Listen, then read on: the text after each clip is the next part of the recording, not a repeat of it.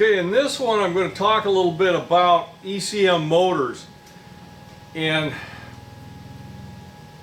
what they do well. I'll have another video later about what they don't do very good. But, you know, there's been a lot of controversy about these motors. And first, I suppose I should say what they are. ECM means electronically commutated motor. That means that its speed is controlled by electronic means. I'm not going to get terribly deep into that right now, but suffice it to say that the speed of the motor can be adjusted to whatever application it's on, which is one of the issues that motors have had a problem with.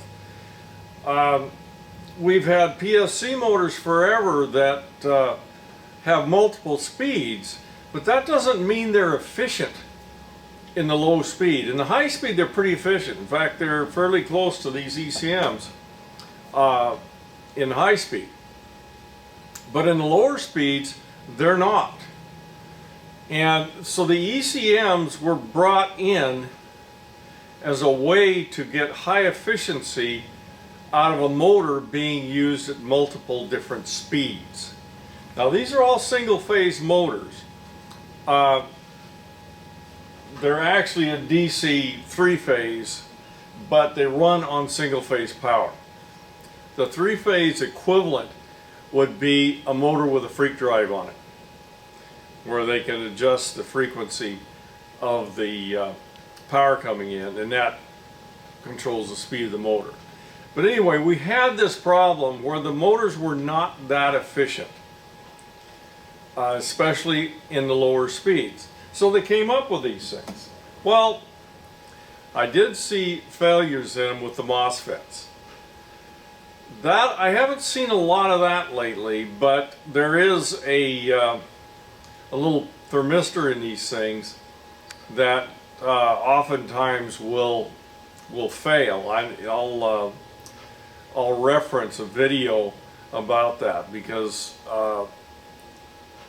it's a very cheap way to fix a very expensive motor. The motor itself, you can't really see it here, but this is the end bell you're looking at. The motor itself, I have not had one fail. They start at a very low torque because they're a fan motor, and the starting and stopping is very easy on these things, so I don't see a lot of failures there, but I do see these end bells fail all the time. So are they a really good solution to the issue of matching the blower speed to the application? I think they probably are.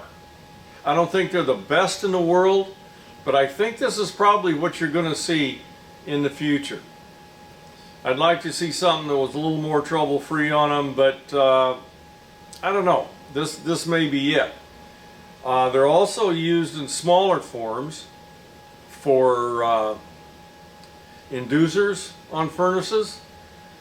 But the original idea of having the inducer motor be variable speed, that we could match it to the venting.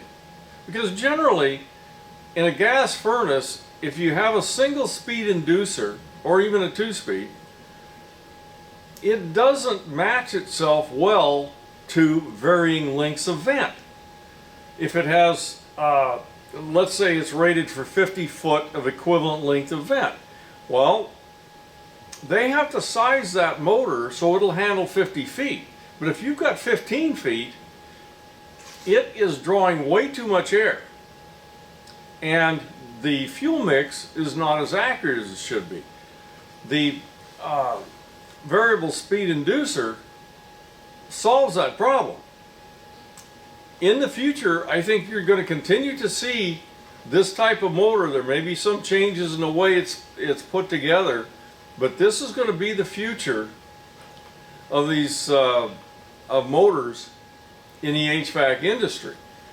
Whether they'll get cheaper or not, I don't know. But anyway, I think that's what they're going to be. Now, I'm going to reference some of the things I talked about here and some other videos I did that may help you to understand, or if you have a certain problem with one of them. But that's the good part of these things. The next one I do on this is going to be the bad stuff. Anyway, that's it for this one.